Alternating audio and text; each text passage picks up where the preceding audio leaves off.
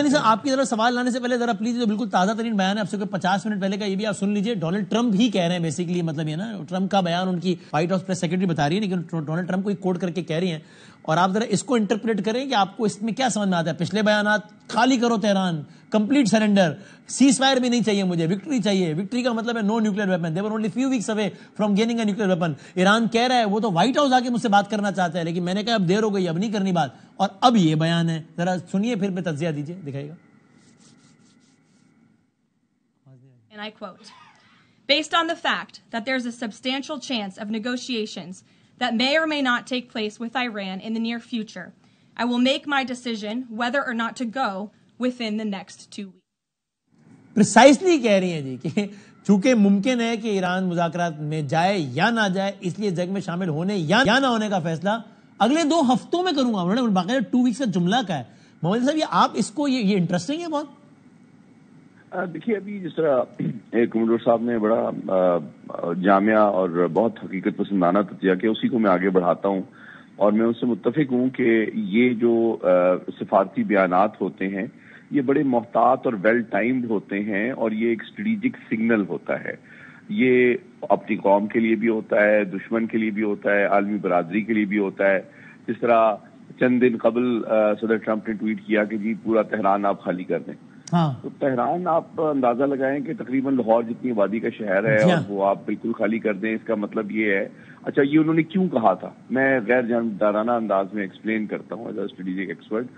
کیونکہ یہ جواب تھا اس بیان کا جو کہ ایران کے دفتر خارجہ کی جانب سے دیا گیا تھا کہ ایران کی مجلس جو ہے, یعنی کہ ان کی پارلیمان جو ہے, وہ نان پرولیفریشن ٹریٹی کے موقف پر نظر ثانی کے اجلاس کو پہ غور کر سکتی ہے.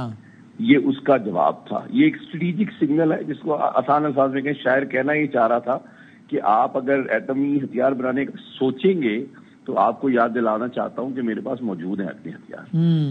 تو بنیادی طور پہ شاعر یہ کہنا چاہ رہا تھا. ٹھیک ہے. اچھا اب دوسری بات یہ ہے یہ جو کہہ رہے ہیں کہ جی اب دیکھیں, میں بیانات سے ہٹ کے پہلے آپ کو مقاصد اور حکمت عملی ایکسپلین کرنے کی مختصراً الفاظ میں کوشش کرتا ہوں. جی دیکھیے سب سے امپورٹنٹ بات جو میں J1 سے کہہ رہا ہوں وہ یہ ہے کہ بالکل غیر جذباتی اور غیر جانبدارانہ انداز میں امریکہ اور اسرائیل کے جو مقاصد ہیں جنگ کے وہ آئیڈینٹیکل ہیں, بالکل ایک ہے. فرق صرف دونوں کی حکمت عملی میں ہے. اس پہ غور کیجئے. پچھلے 20 سال سے امریکہ بھی چاہتا ہے کہ ان کی ایٹمی صلاحیت ختم ہو جائے, اسرائیل بھی یہی چاہتا ہے, لیکن امریکہ اس کے لیے سفارتی دباؤ یا تجارتی پابندیوں کو حکمت عملی کے طور پہ استعمال کرتا ہے, جبکہ اسرائیل جو ہے اپنی فوجی قوت کو فزیکلی اس صلاحیت کو خاتمے کرنے کی کوشش کرتا ہے. دونوں کے مقاصد ایک ہیں, صحیح ہے, لیکن دونوں کی حکمت عملی مختلف ہے. تو اب آپ یہ ہو کیا رہا ہے, یہ جنگ دراصل ایران نیوکلیئر ڈیل 2.0 جو ہے نیگوشیٹ ہو رہی ہے. آج سے 10 سال پہلے جو نیگوشیٹ ہوئی تھی ایران نیوکلیئر ڈیل, جس کو JCPOA کہا جاتا ہے, joint comprehensive plan of action, وہ امریکہ نے سفارتی دباؤ اور تجارتی پابندیوں کے ذریعے سے نیگوشیٹ کی, اور انسینٹیو ایران کو دیا کہ جناب ہم تھوڑا سا لمیٹڈ آپ کو ریلیف دے دیں گے economic in return for complete oversight and restraint of enrichment program. اچھا فاسٹ فارورڈ ابھی کیا ہو رہا ہے, ابھی ٹرمپ صاحب یہ کر رہے ہیں کہ جناب آپ مکمل طور پہ انریچمنٹ کے رائٹ سے دستبردار ہو جائیں, اور اگر آپ نہیں ہوں گے تو پھر اسرائیل جو ہے مزید آپ پہ تباہی لائے گا. تو یہ جو تباہی ہے اور جو بمباری ہے یہ نیگوسیشن کا حصہ ہے. اس کو یوں سمجھیں, ایک بڑے مشہور نوبل laureate ہیں, ان کی ایک بڑی مارکت الآراء کتاب ہے آرمز اینڈ انفلوئنس. وہ ایک جملے میں یہ کہتے ہیں کہ بنیادی طور پہ سفارت جو جنگ ہوتی ہے وہ فوجی اعتبار سے سفارتکاری کا ایک ذریعہ ہوتی ہے, جس میں آپ دشمن اگر آپ کے اہداف یا مقاصد سے متفق نہیں ہوتا تو آپ اس کو تکلیف دیتے ہیں, تباہ کرتے ہیں, اور اس کو مجبور کرتے ہیں آپ کی ڈیمانڈ سے اگری کرنے کے لیے. سو کوئک کوشچن اسی سے نکل کے quick question before I go Tehran کہ آپ کو اس سینیریو میں ایران کی ہسٹری, ریسنٹ ہسٹری بھی سارا, اور اب جو منظرنامہ بتانا, ہم ہسٹری میں جائیں گے تفصیلی بات ہو جائے گی, تازہ ترین منظرنامہ دیکھتے ہوئے آپ کو لگتا ہے کہ ایران اس پہ اب مانے گا کہ جی ٹھیک ہے جناب یہ تو بڑی بمباری ہو گئی, ہم انویسٹمنٹ کے لیے ہم دستبردار ہو جاتے ہیں, آپ اکنامکلی اور عسکری اعتبار سے ذرا مہربانی کریں ہم پہ؟ بہت اہم سوال کیا. دیکھیں اس وقت جو جنگ ہے نا وہ 3 چیزوں کا بیلنسنگ ایکٹ ہے دونوں جانب سے. جو مستند ترین ایکسپرٹس ہیں دنیا کے میزلز کے, ان کا اسسمنٹ یہ ہے کہ ایران جو ہے تقریباً روزانہ 50 سے 100 میزائل فائر کرتا ہے. ٹھیک ہے. اس کا مطلب یہ ہے کہ ان کے پاس اس انداز میں جنگ کو جاری رکھنے کی استعداد 1 مہینہ ہے.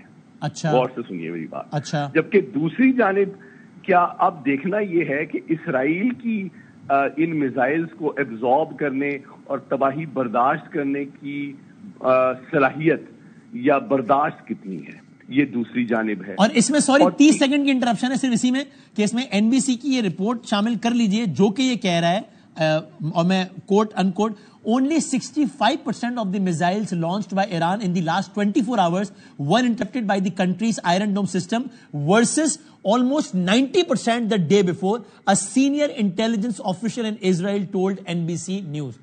پہلے دن 90% رک رہے ہیں تو 65% رک رہے ہیں آئرن ڈوم سے.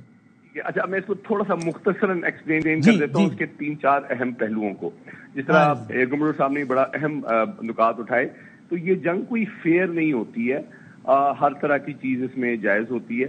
تو دوسری جانب سے چونکہ ان کے پاس کمپلیٹ ایئر سپیریورٹی ہے, تو وہ ان کا دعویٰ اسرائیل کا یہ بھی ہے کہ انہوں نے تقریباً 1/3 جو لانچ پیڈز ہیں یا جو لانچ ویکلز ہیں, جس کو TEL کہا جاتا ہے, جہاں سے لانچ کیے جاتے ہیں میزائلز, ان کو بھی انہوں نے تباہ کیا ہے اپنی ایئر سٹرائکس میں. تو ایک جانب سے اگر ان کے پاس میزائلوں کا ایک بڑا ذخیرہ موجود بھی ہے تو اس کو لانچ کرنے کی صلاحیت کو بھی اسرائیل محدود اور تباہ کرنے کی کوشش کر رہے ہیں. ایک ایسپیکٹ اس کا یہ ہے. اور دوسرا ایسپیکٹ ایران کی حکمت عملی میں آپ کو بتانا چاہتا ہوں جو بہت امپورٹنٹ ہے, وہ یہ ہے کہ ایران نے اپنے جدید ترین, مہلک ترین اور موسٹ ایڈوانس جو میزائل ہیں وہ ابھی استعمال نہیں کیے ہیں.